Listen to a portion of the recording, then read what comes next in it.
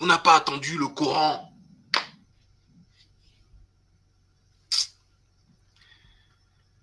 Que pouvait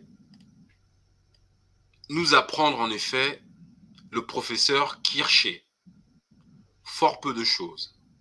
D'énormes faussetés même. Ce n'est pas nous qui avançons le fait, mais un homme dont personne ne saurait nier la haute compétence. Cet homme, c'est Champollion. Or, voici ce que disait le père de l'égyptologie dans le discours d'ouverture de son cours au Collège de France. Kircher était un jésuite. Ça veut dire quoi? Ça veut dire qu'il était un chrétien. D'abord. Donc, ça veut dire que toute son analyse sera faussée par son appartenance diabolique. Le jésuite Kircher, ne gardant aucune réserve, abusa de la bonne foi de ses contemporains. En publiant sous le titre Oedipus Egyptiacus de prétendues traductions de légendes hiéroglyphiques sculptées sur les obélisques de Rome.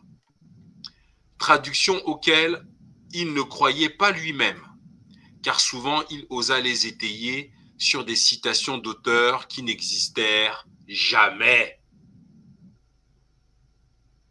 Du reste, ni l'archéologie ni l'histoire ne pouvaient recueillir aucun fruit des travaux de Kircher. Qu'attendre en effet d'un homme affichant la prétention de déchiffrer des textes hiéroglyphiques a priori, sans aucune espèce de preuve, d'un interprète qui présentait comme la teneur fidèle d'inscriptions égyptiennes, des phrases incohérentes, remplies du mysticisme le plus obscur et le plus ridicule. Wow. Et je rappelle que cet homme, ce faussaire dont il est question, regardez bien, c'est un jésuite, un prétendu homme de Dieu. C'est chaud là. Autoproclamé. Voilà. C'est faux. Hein? Vous voyez? C'est-à-dire que le jésuite, qu'est-ce que le christianisme veut combattre? Qu'est-ce que fondamentalement le christianisme veut combattre? Qu'est-ce que fondamentalement l'islam veut combattre? Qu'est-ce que fondamentalement le judaïsme veut combattre? Qu'est-ce qu'ils ont en commun? Moi j'ai une. Peut-être ça répondra pas à ta question. Moi, j'ai une réponse face à cette question. Surtout pour les trois. Ils veulent combattre le pharaon. Oui, c'est une Le bonne réponse, pharaon. mais ce n'est pas la bonne réponse. Mhm. Ils veulent combattre l'antériorité Ah, du savoir qui n'est ok. ni juif, ni chrétien, ni Ni musulman. musulman, tout à fait. Voilà.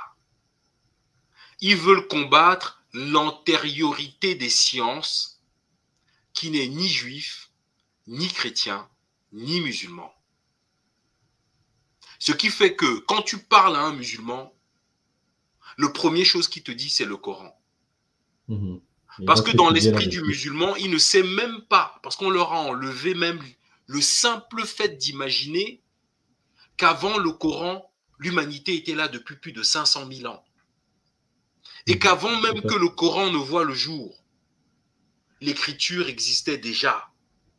Tout à Et ce fait. n'est pas les Arabes qui l'avaient inventé, C'est c'est les scientifique. Il y a des Noirs. preuves. Mhm. Et il y a des preuves. Donc, tout doit naître au Coran, à la Bible, Mhm. à la Torah. La Torah. Mhm. Voilà. C'est ça, c'est ce qu'ils ont en commun.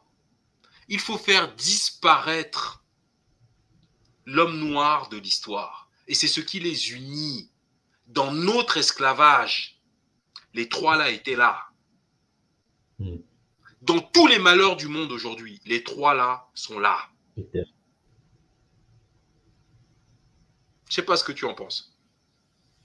Non, non, c'est tout à fait ça. Hein. C'est tout à fait ça.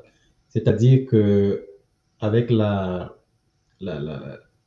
décadence, entre guillemets, si tu veux, de nos ancêtres à partir de l'Égypte, au fil de l'eau, en tout cas au fil du temps, en fait, ils se sont unis. Même quand ils ont eu des désaccords entre eux, c'est comme s'il y a eu un pacte en disant que bon, on fera tout ce qu'on sortira comme récit, il faudra que, voilà, il faudra plus jamais qu'on puisse parler du passé. Des Noirs. Donc, exactement, des Noirs. Il faudrait qu'on donne l'impression, en tout cas aux autres qui viendront, que tout a commencé chez nous, à partir de nous. Voilà. Donc, il y a ce pacte-là entre eux qui fait que tous détestent le Noir. C'est-à-dire que quand tu vas... Partout. Moi, partout où tu vas, ça c'est quelque chose que j'ai remarqué, malheureusement, dans beaucoup de familles de ces origines-là, quand tu les rencontres, après, je ne dis pas que tous sont comme ça. Tu sens qu'il y a cette... C'est-à-dire que même les enfants, ils ont transmis ça à leurs enfants. C'est culturel. Tu sens cette haine, en fait, envers le Noir, gratuitement. Oui. Donc, exactement ça. C'est ça. Et donc, si tu veux, et ça, c'est très ancien.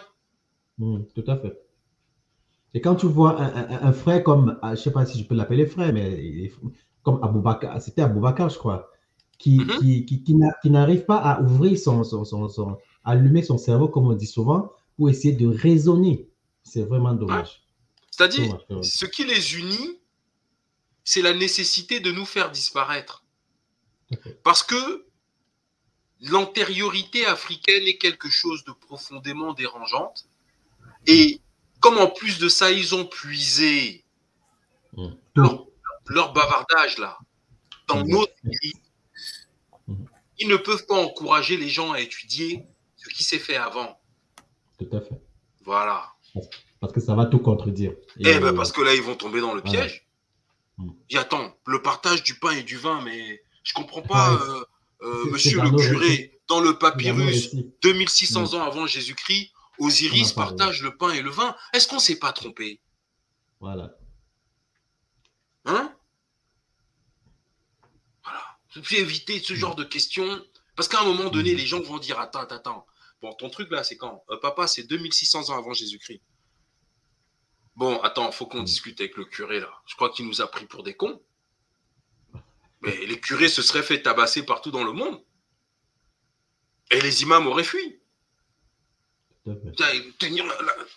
Oui, parce que les gars auraient dit, attendez, vous moquez de nous.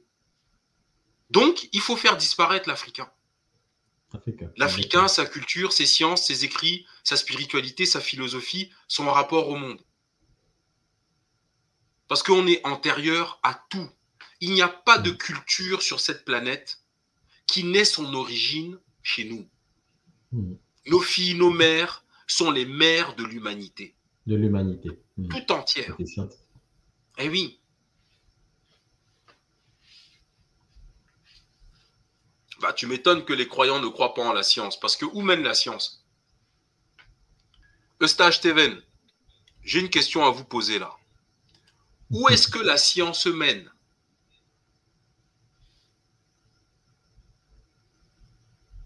Mon frère, si tu as une réponse, vas-y. Hein. Eric, bonsoir Eric. Salut, la science... Bonsoir mon frère Eric, comment vas-tu? Ça va. Ouais. Tu tombes au bon moment. La science mène où, Eric? Bon, je veux dire, la science emmène à la connaissance, à connaître son environnement, à connaître un peu tout. Hein. Ouais, mais c'est plus que ça. Ouais, ça va, c'est plus que ça. Ouais. La science mène où? Moi, je dirais, je dirais que quand on fait le tour, on va dire, quand on fait le tour de la science, on tombe systématiquement au questionnement.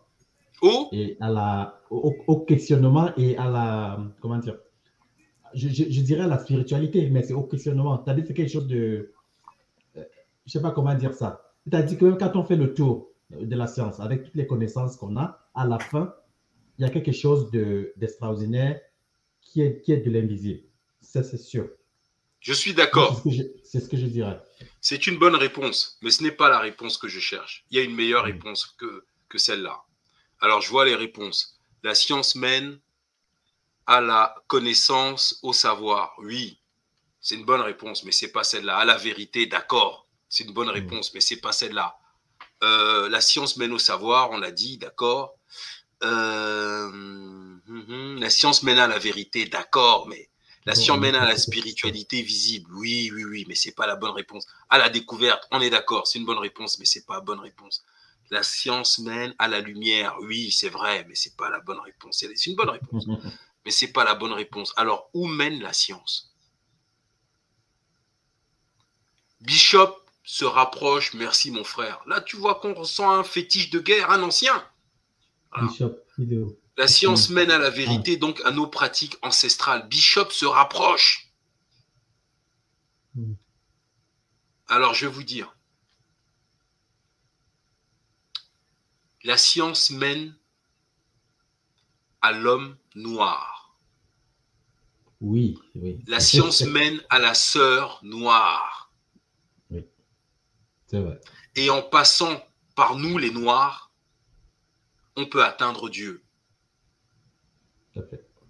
Si la planète tout entière, si on leur révélait la vérité sur la science, c'est leur révéler la vérité sur l'homme noir.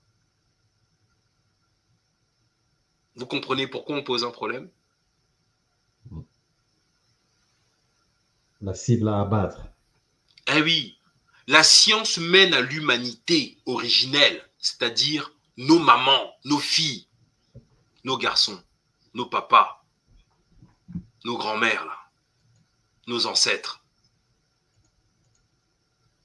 La science mène à l'Afrique. Et l'humanité tout entière aujourd'hui devrait comprendre qu'elle doit son existence, le soin chez le médecin. Tout ça, c'est l'Afrique. Et c'est par l'Afrique qu'on arrive à Dieu. Donc ça veut dire qu'on revient aux écrits de nos ancêtres. C'est ce que disait Homère. Je ne sais pas si vous êtes d'accord.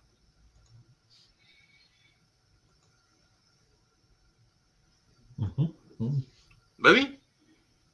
Qui est à l'origine des sciences? C'est qui? Dieu a créé l'homme. Il a créé qui d'abord? Le noir. Le noir, d'accord. Le noir a apporté quoi? Les sciences. Les peuples se nourrissent de quoi?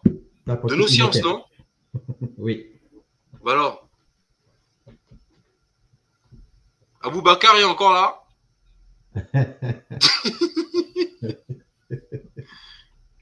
Ben oui. Eric, je ne sais pas si tu valides.